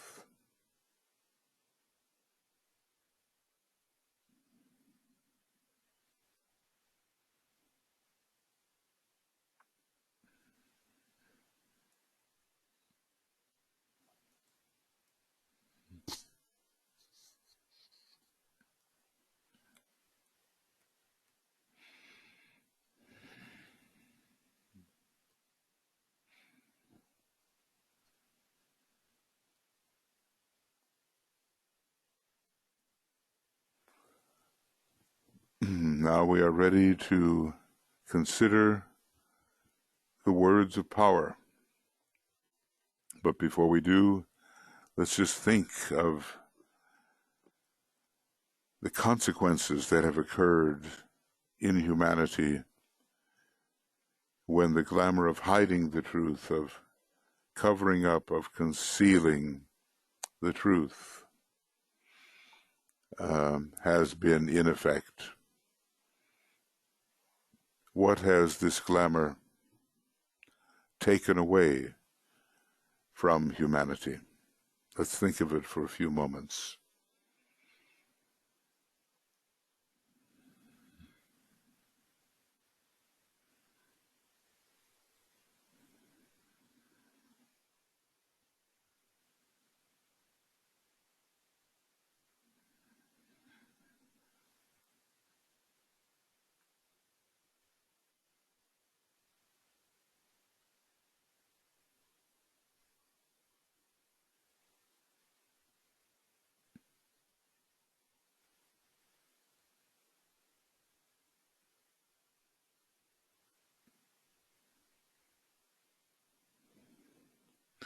And now, the words of power.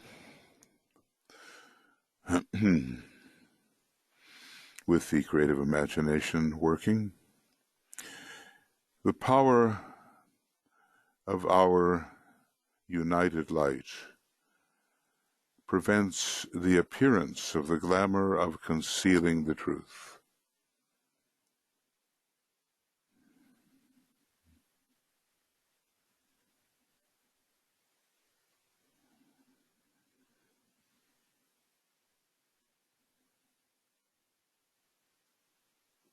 And I might say, especially for selfish purposes, because there are times when the timed release of the truth must be considered.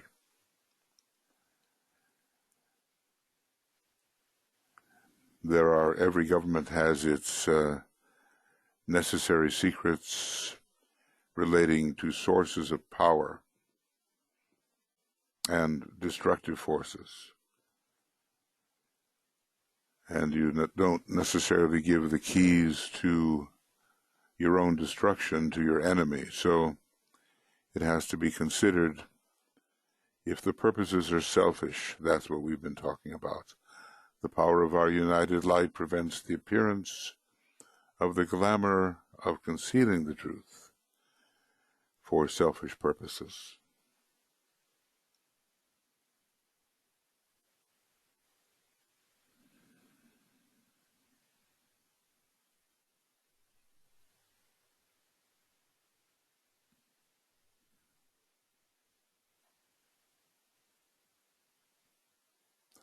The glamour of our united light negates the quality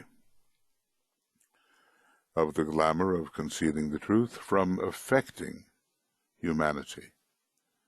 It negates the quality of this glamour from affecting humanity.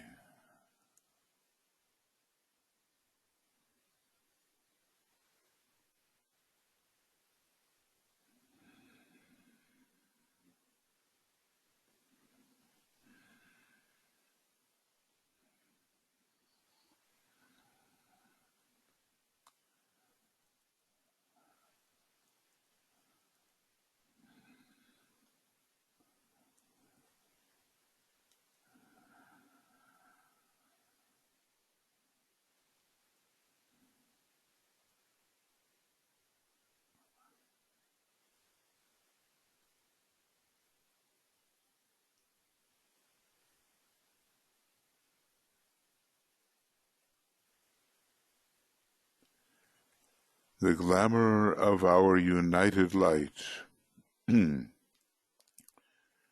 destroys the life behind this glamour of concealing the truth.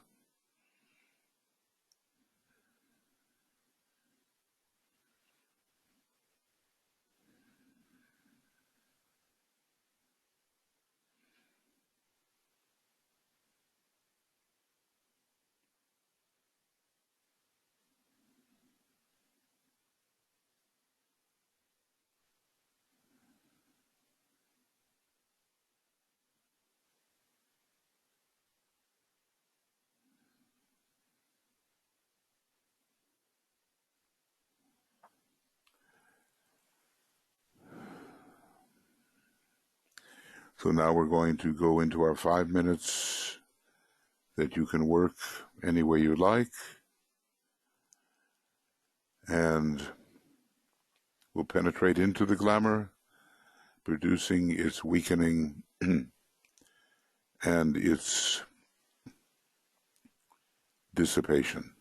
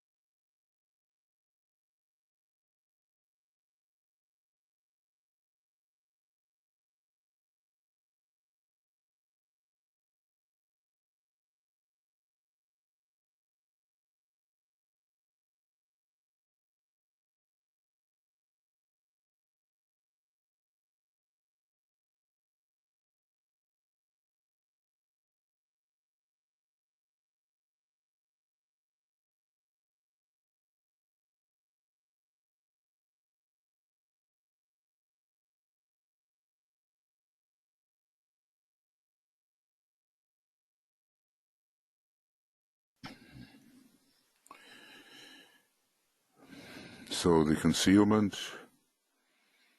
to preserve selfish prerogatives is being dissipated. And the rules of the road, 6 rules of the road, we are told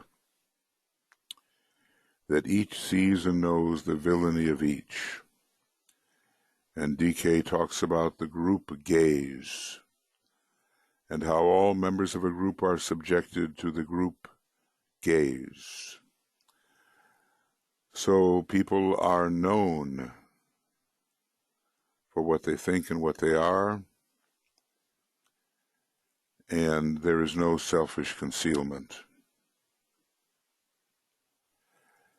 We have to remember there are mysteries, there are hermetic mysteries, and built into the ceremonies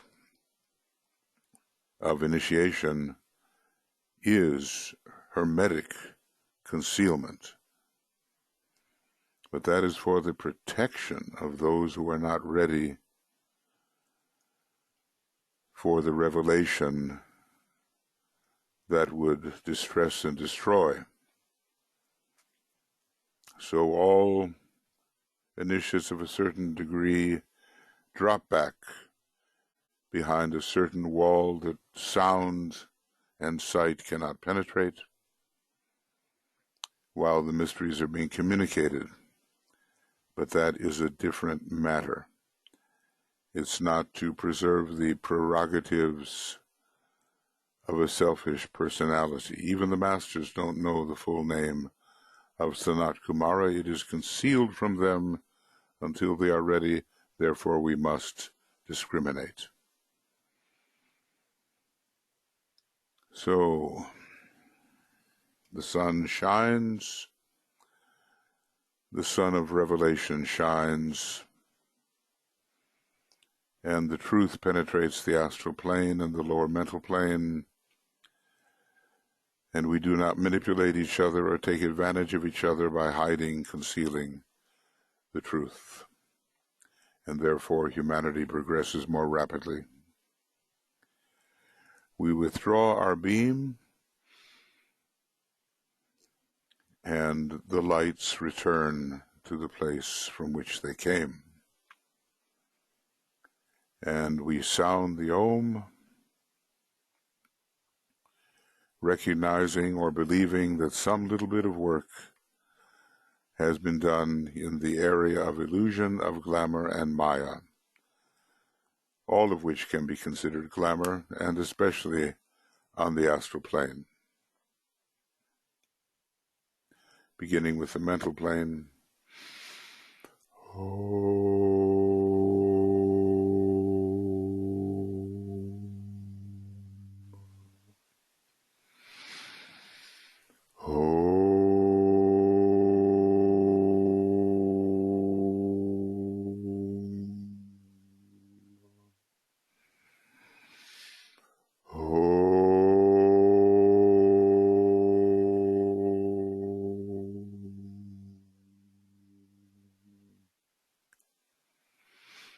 And what are we fighting?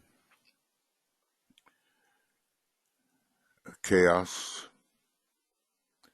in the ethers, impulsive action that is simply habitual and does not lead to any good. We're fighting distortion on the astral plane and separation on the lower mental plane. Okay. So thank you, everybody, for your attendance at this meditation. We still have 2 Ask programs coming up on the morning schedule. The Soul of Nations tomorrow with readings from the Destiny of the Nations, and work with the attracting of financial resources for hierarchical purposes on Sunday morning. And then, according to what Tuya is telling us, this is Friday, so Saturday, Sunday will be the 29th, St. Michael's Day, and it looks like an evening broadcast, and we will notify you of the timing of that broadcast, as this is the week of the angels and St. Michael's Day is the 29th. So lots of love and many blessings from all of us affiliated with these organizations that are bringing you these broadcasts, and we hope to see you soon. This will be converted, this program, and it will be available on Makara for you, or to inform other people of, so that they can take advantage of it. Thank you, and we'll be seeing you before long. And I just do have to say, by the way, that we will have our new group of world servers Festival Week meeting here in Finland, and you're most welcome to come if you want to be here in person for 1 week from the 21st through the 28th. And it will be broadcast as well and webinared if you can't make it in person, but we're very happy to have those people make the trip up here in sunny Finland in the middle of winter. And maybe we'll get up north of the Arctic Circle. We'll see if some people want to go that far. Okay, many blessings, and we'll be in touch with you soon. Bye-bye.